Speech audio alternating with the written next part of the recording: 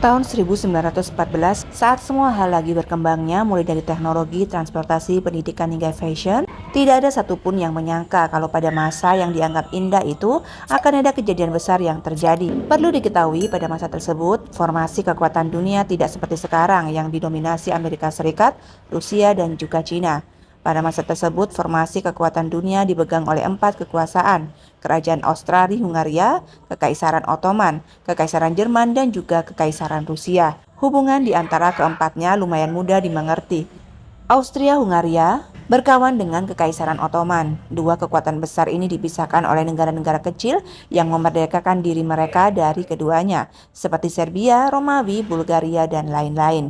Semua negara kecil ini merdeka berkat bantuan dari Rusia yang jadi musuh dari Austria-Hungaria dan Ottoman.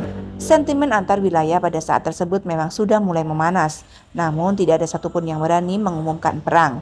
Momen yang kemudian dianggap menjadi awal terjadi di wilayah Austria-Hungaria, tepatnya di Sarajevo. Di tempat ini, pangeran dari kerajaan Austria-Hungaria yaitu Archduke Franz Ferdinand melakukan kunjungan dengan istrinya. Mereka diserang menggunakan bom dari pasukan separatis yang tidak senang dengan sikap keluarga kerajaan. Untungnya sang pangeran selamat. Para pengawalnya lah yang menderita luka. Namun Franz Ferdinand ini tidak pulang, malah mengunjungi pengawalnya, di mana di saat dia pulang, Franz bertemu dengan para separatis dan akhirnya ditembak hingga meninggal.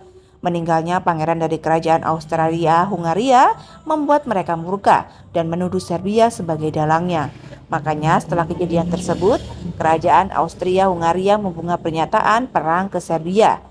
Di sini Austria-Hungaria percaya diri karena beraliansi dengan Kekaisaran Jerman. Perang pun dimulai. Serbia berhasil bertahan dengan bantuan dari Kekaisaran Rusia. Kemudian Rusia yang berkawan dengan Prancis juga mendeklarasikan perang pada Austria-Hungaria dan juga Jerman. Aliansi ini pun kemudian membuat perang menjadi semakin melebar. Eskalasi dari perang ini tentu saja tidak cuma sampai di situ, dan semakin hari semakin menjadi-jadi. Kekaisaran Jerman yang pada saat itu memiliki kekuatan militer paling unggul, punya strategi terbaiknya dengan mengandalkan Rusia yang terkenal lamban dalam persiapan perang. Jerman pun punya strategi untuk menyerang Prancis. Setelah menang, barulah kemudian Jerman menghantam Rusia hingga rata. Strategi ini memang terdengar menakjubkan, tapi tidak berjalan dengan mulus. Jerman ternyata tidak bisa menembus pertahanan dari Prancis karena pertahanan perbatasannya yang solid. Makanya Jerman mulai invasinya ke Belgia agar punya akses lain untuk memasuki Prancis. Langkah dari Jerman ini nyatanya salah. Status Belgia sebagai netral membuat Jerman dianggap sebagai penjahat di Eropa, hingga akhirnya Britania Raya pun ikut dalam peperangan untuk membela Belgia. Di tengah kekacauan yang dialami, mereka tidak menyangka kalau Rusia ternyata sudah siap dan mulai menyerang ke Austria-Hungaria. Austria yang tidak bisa bertahan kemudian membuat Jerman menarik pasukan untuk menahan sisi timur mereka. Selain itu, Austria-Hungaria juga mendapat masalah di selatan karena tidak berhasil melakukan invasi ke Serbia. Setelah beberapa waktu berlalu, Jerman yang memiliki akses pada sumber daya yang lebih baik ternyata bisa membalikan perang. Mereka mulai bisa memukul mundur Rusia dan juga Perancis, yang membuat Jerman mendapat angin segar. Tapi hal ini tidak berlangsung lama. Jenderal Perang Perancis Joseph Joffre memberikan komando untuk melakukan serangan balik dan berhasil dilakukan. Hal ini membuat Jerman memiliki strategi baru kala itu, yaitu menggunakan parit sebagai garis pertahanan. Nah, hal yang sama kemudian juga dilakukan oleh Perancis. Peristiwa ini dikenal sebagai Perang Parit. Strategi Perang Parit merupakan salah satu strategi perang yang sangat brutal karena konsepnya. Jadi kedua belah pihak akan menempatkan diri di parit yang mereka kuasai, dan diantaranya ada sebuah zona yang disebut no man's land. Kedua belah pihak akan terus saling menembak yang bisa sampai berhari-hari lamanya. Tiap kali tembakan ini berhenti, akan ada pasukan serbu yang maju ke depan. Orang-orang ini memiliki status berani mati karena akan ditembaki oleh pihak yang bertahan. Hal ini akan terus berlangsung hingga salah satu pihak kehabisan senjata dan parit yang mereka kuasai diambil alih. Strategi perang ini bukan cuma soal tembakan, tapi juga daya tahan untuk hidup di dalam parit yang kotor, bau, penuh penyakit, dan bisa juga tanpa tim medis. Strategi ini sangat ikonik dengan Perang Dunia Pertama. seperti yang tergambar dalam Skin of Film All Quiet on the Western Front. Saat perang terus terjadi di Eropa, kerugian yang dialami oleh Jerman, Australia, Hungaria, Prancis, dan juga Rusia membuat gejolak di belahan dunia lain. Hal ini membuat skala perang yang tadinya hanya akan melibatkan Australia, Hungaria, dan Serbia meluas menjadi seluruh dunia. Mulai dari Australia yang merebut Nugini dari Jerman, Jepang yang merebut Kepulauan Asia Timur dari Jerman, Italia yang ikut menyerang Austria-Hungaria, sampai kekalahan besar dari Jerman di Afrika yang mengharuskan Jerman menyerahkan koloni mereka. Perang yang makin meluas ini kemudian menyenggol kekuatan besar lainnya, yaitu Kekaisaran Ottoman. Setelah beberapa waktu maju mundur untuk terlibat perang karena kekalahan mereka di Perang Balkan, akhirnya Kekaisaran Ottoman mulai bertindak. Sayangnya mereka kalah telak, mulai kalah dari Rusia di pegunungan Kaukasus, kalah juga oleh Britania Raya di terusan Suez, sampai mereka kalah di peperangan gurung di selatan karena tindakan perwira Inggris Lawrence of Arabia yang memulai pemberontakan bersama suku-suku Arab. Tekanan yang paling dirasakan oleh Jerman yang mengalami banyak kerugian, kemudian memutuskan hal yang tidak masuk akal dengan melanggar aturan perang. Jerman mulai menyerang warga sipil seperti menjatuhkan bom di wilayah perkotaan Inggris, menyerang parit musuh dengan senjata kimia, dan juga menyerang kapal-kapal pengangkut rakyat sipil.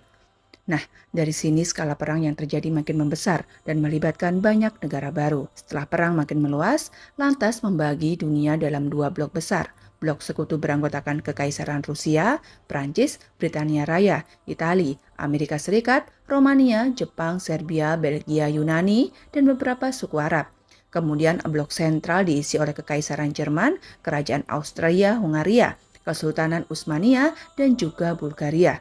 Perang yang dimulai pada tahun 1914 ini kemudian berlanjut hingga 1918. Nah, dalam tahap akhir perang, sumber daya menjadi kunci penting karena semua mulai kehabisan tenaga, terutama pada aktor utama perang. Prancis mengalami pemberontakan di internal militernya, lalu Jerman dilanda kelaparan, dan Rusia mengalami kerugian besar di segala aspek. Hal ini membuat perang tinggallah masalah waktu. Negara pertama yang tumbang adalah Rusia, dengan terjadinya kerusuhan di daerah Petrograd. Kerusuhan ini kemudian berubah menjadi revolusi sosial di Rusia yang menjadi cikal bakal kelahiran Uni Soviet. Kerusuhan ini adalah berkat bagi Jerman karena sudah bisa fokus menyerang Prancis dan Britania Raya. Sayangnya, serangan Jerman ini kemudian gagal karena Amerika terlibat dalam perang setelah lama berdiam diri.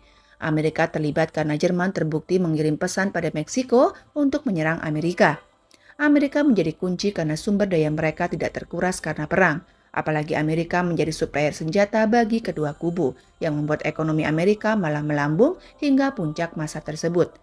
Kedatangan Amerika memberi bantuan pada Prancis dan Inggris, kemudian mengakhiri perang tersebut dengan kekalahan blok sentral, dimulai dari Bulgaria, Kekaisaran Ottoman, Kerajaan Australia, kemudian Jerman. Akhirnya menyerah pada 11 November 1918. Perang ini menjadi noda besar bagi sejarah manusia. Korban yang jatuh mencapai 10 juta jiwa untuk pasukan sekutu dan 8 juta jiwa untuk blok sentral. Akhir dari Perang Dunia Pertama ditandai dengan ditanda tanganinya Perjanjian Varsil pada 28 Juni 1919. Perjanjian ini berisi konsekuensi yang diterima oleh Jerman, mulai dari wilayah teritorial mereka, kawasan Alsace-Lorraine menjadi milik Prancis. Kawasan ini berisi sebuah ladang batu bara yang akan dikelola Prancis selama 15 tahun. Kemudian koridor penghubung Jerman dan Rusia Timur menjadi milik Polandia. Lalu koloni Jerman diberikan pada Prancis dan Inggris. Selanjutnya ada persoalan militer Jerman, dibatasi hanya boleh memiliki 100.000 pasukan, 6 kapal perang dan tidak boleh memiliki kapal selam, serta tidak boleh mendirikan angkatan udara. Berikutnya ada juga ganti rugi perang, di mana Jerman diharuskan membayar 132 miliar nilai emas. Nah, yang terakhir datang dari sisi politik, Jerman dilarang masuk PBB dan harus menerima rasa malu karena menyebabkan Perang Dunia Pertama. Itulah tadi Perang Dunia Pertama. Siapa sangka kematian seorang pangeran kerajaan bisa menjadi penyebab terjadinya perang yang mengorbankan jutaan nyawa.